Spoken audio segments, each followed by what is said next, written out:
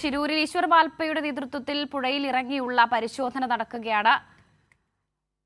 ശിരൂരിൽ ഇന്നലെ അടക്കം പരിശോധന നിർത്തിവെക്കേണ്ട ഒരു സാഹചര്യം ഉണ്ടായിരുന്നു. ഇന്നലെ ഈ കാർവാർ MLAയും അതുപോലെ തന്നെ ഉത്തര കന്നഡ ജില്ലാ കളക്ടർ അടക്കം എത്തിയതിനു ശേഷം മാത്രമേ തിരച്ചിൽ ആരംഭിക്കുകയുള്ളൂ എന്നുള്ള നിർണായക തീരുമാനങ്ങൾ ഇന്നലെ ഉണ്ടായിരുന്നു. എന്നാൽ ഇപ്പോൾ ഈശ്വർ മാൽപ്പയുടെ നേതൃത്വത്തിൽ മുങ്ങിപ്പരിശോധനയാണ് നടക്കുന്നത്.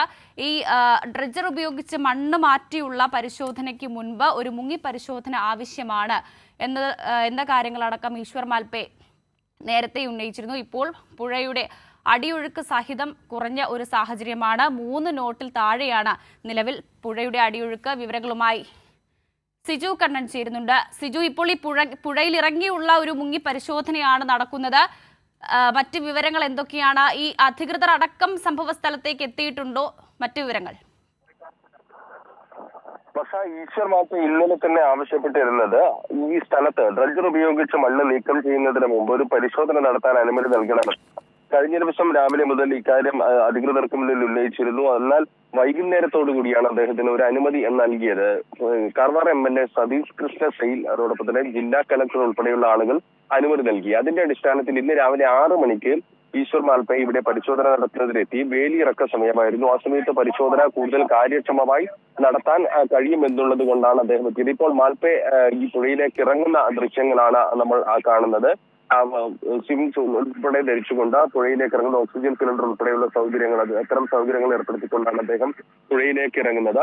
നമുക്ക് ദൃശ്യങ്ങളിൽ കാണാം. അതിന് തൊട്ടടുത്ത് അദ്ദേഹം ഇപ്പോൾ ഇറങ്ങിയതിന്റെ കരയിൽ നിന്ന് ഏതാണ്ട് 20 മീറ്റർ മാറിയാണ് നാവികസേന നേരത്തെ സോണാർ പരിശോധനയിൽ കണ്ടെത്തിയ സ്ഥലം. ആ സ്ഥലത്തെത്തി പരിശോധന നടത്തുക എന്നുള്ളതാണ് ഉദ്ദേശം. അദ്ദേഹം കഴിഞ്ഞ ദിവസം പറഞ്ഞിരുന്നത് പുഴയിൽ തെളിഞ്ഞ വെള്ളമാണ്, അതോടൊപ്പം തന്നെ അടിയൊഴുക്ക് കുറഞ്ഞിട്ടുണ്ട്, ജലനിരപ്പ് കുറഞ്ഞിട്ടുണ്ട്. ഈ സാഹചര്യത്തിൽ പരിശോധന നടത്തിയാൽ കാര്യമായ എന്തെങ്കിലും വിവരം ലഭ്യമാകും. അർജുന്റെ അതോടൊപ്പം തന്നെ കാണാതായ മറ്റ് ലോകേഷ്, ജഗന്നാഥ എന്നിവരുടെ വിവരം ലഭ്യമാകും. അവരുടെ മൃതദേഹം കണ്ടെത്താൻ കഴിയുമെന്നൊരു പ്രതീക്ഷയാണ് അദ്ദേഹം പങ്കുവെച്ചത്. അന്ന് ആദ്യഘട്ടത്തിൽ ഈ പുഴയിലേക്ക് ഇറങ്ങുന്ന സമയത്ത് കല്ലും മണ്ണും മരങ്ങളും അതോ വലിയ തോതിൽ അടിഞ്ഞുകൂടിയ ഒരു പ്രശ്നമുണ്ടായിരുന്നു. അതോടൊപ്പം തന്നെ ശക്തമായ മഴയിൽ കലങ്ങി മറിഞ്ഞ് ഒഴുകുകയായിരുന്നു. ഈ കലങ്ങി മറിഞ്ഞ് ഒഴുകുന്ന സാഹചര്യത്തിൽ കൃത്യമായ പരിശോധന നടത്താൻ സാധിച്ചിരുന്നില്ല. ഈ ഒരു ബുദ്ധിമുട്ട് അദ്ദേഹം ആദ്യഘട്ടത്തിൽ പറഞ്ഞിരുന്നു. ഈ പുഴ കൃത്യമായി തെളിഞ്ഞ സാഹചര്യത്തിൽ പരിശോധന നടത്തണമെന്നാണ് അദ്ദേഹം ആവശ്യപ്പെട്ടത്. അതിന്റെ അടിസ്ഥാനത്തിൽ ഇന്ന് രാവിലെ ഇവിടെ എത്തിയിരുന്നു. 6 മണിക്കാണ് ഈശ്വർ മാൽപ്പ ഇവിടെ എത്തിയത്. അദ്ദേഹം എത്തിയെങ്കിലും പോലീസ് തടയുകയായിരുന്നു. 2.5 മണിക്കൂർ നേരം അനുമതി കാത്ത് വീണ്ടും നിൽക്കേണ്ടി വന്നു. വീണ്ടും ജില്ലാ പോലീസ് മേധാവിയുമായി സംസാരിച്ച് ഒരു ധാരണയിലെത്തിയതിനു ശേഷമാണ് ഇപ്പോൾ പുഴയിലേക്ക് ഇറങ്ങിയിരിക്കുന്നത്. വേലിയ ഇറക്ക സമയം വെള്ളം വലിയ തോതിൽ കൂടിയാൽ പരിശോധനയ്ക്ക് ബുദ്ധിമുട്ടാകും എന്നുൾപ്പെടെ അദ്ദേഹം അഭ്യർത്ഥിച്ചതിനെ തുടർന്നാണ് ഇപ്പോൾ പരിശോധന നടത്താൻ അനുമതി നൽകിയിരിക്കുന്നത്. ഏതായാലും ഈശ്വർ മാൽപ്പ പുഴയിലേക്ക് ഇറങ്ങി കഴിഞ്ഞു. അല്പസമയത്തിനകം പരിശോധന നടത്തും. ഈ സ്ഥലത്തേക്ക് എത്തും. ഏതാണ്ട് 25 മീറ്റർ മാറിയാണ് നാവികസേന നേരത്തെ അടയാളപ്പെടുത്തിയ സ്ഥലം. ആ സ്ഥലത്തേക്ക് എത്തി പരിശോധന നടത്തുകയാണ് ലക്ഷ്യം. മെറ്റൽ സാന്നിധ്യമാണ് നാവികസേന ഈ സോണാർ പരിശോധനയിലൂടെ ഈ സ്ഥലത്തെ കണ്ടെത്തിയത്.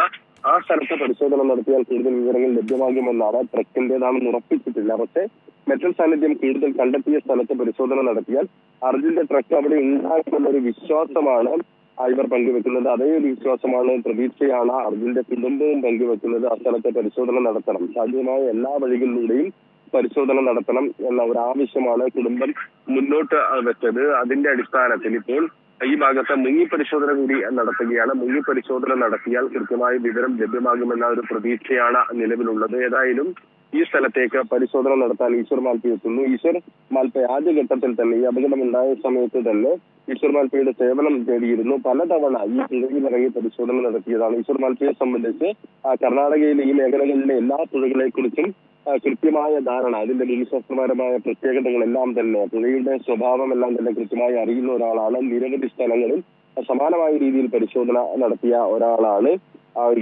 ഏറ്റവും കൂടുതൽ കേരളത്തിൽ നിന്ന് വരെ പരിശോധന നടത്തുന്ന ഒരു സാഹചര്യം ഉണ്ടായിരുന്നു. കാസർഗോഡ് കിഴൂരിൽ മീൻ പിടിക്കുന്നതിനിടെ അപകടത്തിൽപ്പെട്ട റിയാസ് എന്ന യുവാവിനെ കണ്ടെത്തുന്നതിന് വേണ്ടിയുള്ള പരിശോധനയുടെ ഭാഗമായി അടക്കം ഈശ്വർ മാൽപ്പ എത്തിയിരുന്നു.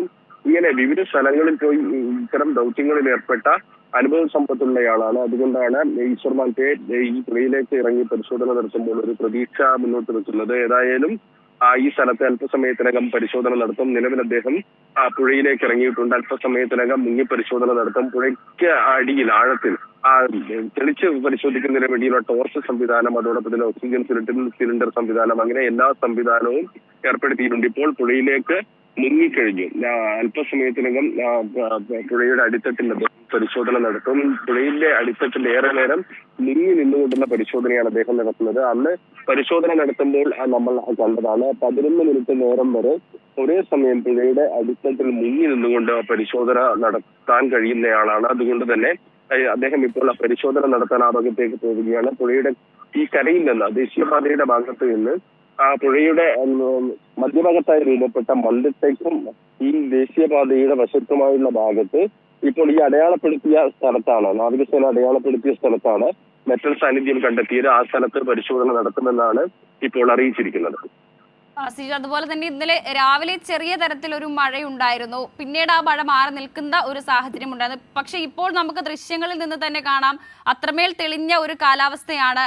അങ്ങനെയാണെങ്കിൽ ഈ കാലാവസ്ഥയുടെ കാര്യം നോക്കിയാൽ നമുക്കൊരു ആശങ്കപ്പെടേണ്ട സാഹചര്യം ഇല്ല അല്ലേ? ഷിരൂരിൽ കാലാവസ്ഥ വളരെ അനുകൂലമാണ്. അന്ന് അപകടം നടന്ന സമയത്തൊക്കെ നമ്മൾ കണ്ടതാണ് ശക്തമായ മഴ, അതോടൊപ്പം തന്നെ കാറ്റെല്ലാം തന്നെ രക്ഷാപ്രവർത്തനത്തിന് പ്രതിസന്ധി സൃഷ്ടിച്ചിരുന്നു. അതോടൊപ്പം തന്നെ ഈ ഗംഗാവാലി പുഴ കുത്തിയൊഴുകുകയായിരുന്നു. വലിയ തോതിൽ ജലനിരപ്പ് ഉയർന്നിട്ടുണ്ടായിരുന്നു. നമ്മൾ ഇന്നിപ്പോൾ കാണുന്നത് പോലെ ഈ പുഴയുടെ മധ്യഭാഗത്തുള്ള മന്ദിട്ടയൊന്നും നമുക്കന്ന് ദൃശ്യമായിരുന്നില്ല. ചെറിയ ഭാഗം മാത്രമായിരുന്നു കാണാൻ കഴിഞ്ഞിരുന്നത്. ഈ വലിയ കുത്തൊഴുക്ക് അന്നുണ്ടായിരുന്നു. 7 നോട്ട്സിന് മുകളിൽ ഒഴുക്കുള്ള ഒരു സാഹചര്യം ഉണ്ടായിരുന്നു. 2.5 നോട്ട്സ് വരെയാണ് സാധാരണ മനുഷ്യന് പുഴയിൽ മുങ്ങി പരിശോധന നടത്താൻ സാധ്യമാകുന്ന ഒഴുക്കിന്റെ തോത്. എന്നാൽ അന്ന് 7 നോട്ട്സിന് മുകളിൽ വരെ ഉണ്ടായിരുന്നു. എന്നാൽ ഇപ്പോൾ വളരെ ശാന്തമായാണ് ഗംഗാവാലി പുഴ ഒഴുകുന്നത്.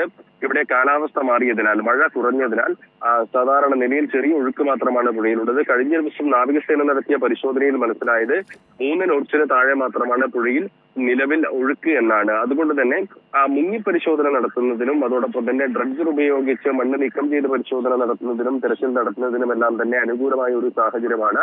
കഴിഞ്ഞ ദിവസം ചെറിയൊരു മഴ രാവിലെ ഉണ്ടായിരുന്നു പരിശോധന നടത്തുന്ന സമയത്ത്. പക്ഷേ എന്നാൽ ഇന്ന് അത്തരം സാഹചര്യമില്ല. ഇന്ന് വളരെ തെളിഞ്ഞ അന്തരീക്ഷമാണ്, ആകാശം തെളിഞ്ഞു നിൽക്കുന്നു. മഴയ്ക്കുള്ള സാധ്യത നിലവിലില്ല. വളരെ അനുകൂലമായ ഒരു സാഹചര്യത്തിലാണ് തെരച്ചിൽ ആരംഭിക്കുന്നത്. ഈശ്വർ വാൽപേക്ക് മുങ്ങി പരിശോധന നടത്തുന്നതിനുള്ള സാഹചര്യം നിലവിലുണ്ട്. പുഴയിലെ വെള്ളം തെളിഞ്ഞു നിൽക്കുകയാണ്. അതോടൊപ്പം ജലനിരപ്പ് വലിയ തോതിൽ അർജുനായുള്ള തെരച്ചിൽ പുനരാരംഭിച്ചിരിക്കുകയാണ്. ഡ്രഡ്ജർ ഉപയോഗിച്ചുള്ള പരിശോധനയ്ക്ക് മുൻപ് ഇപ്പോൾ ഈശ്വർ വാൽപെ പുഴയിൽ ഇറങ്ങിയുള്ള ഒരു പരിശോധനയാണ് നടത്തുന്നത്. ഇന്നലെ അടക്കം ഈ പരിശോധനയ്ക്കുള്ള അനുമതി ലഭിച്ചിരുന്നില്ല. ഇപ്പോൾ ജില്ലാ പോലീസ് മേധാവിയുടെ അടക്കം അനുമതി ലഭിച്ചിട്ടുണ്ട്. ഇപ്പോൾ അതിനുള്ള പരിശോധന നടത്തുകയാണ്. മെറ്റൽ സാന്നിധ്യം അടക്കം കണ്ടെത്തിയ സ്ഥലത്താണ് ഇപ്പോൾ ഈ മുങ്ങി പരിശോധന നടത്തുന്നത്. വിവരങ്ങളാണ് സിജു കണ്ണൻ നൽകിയത്.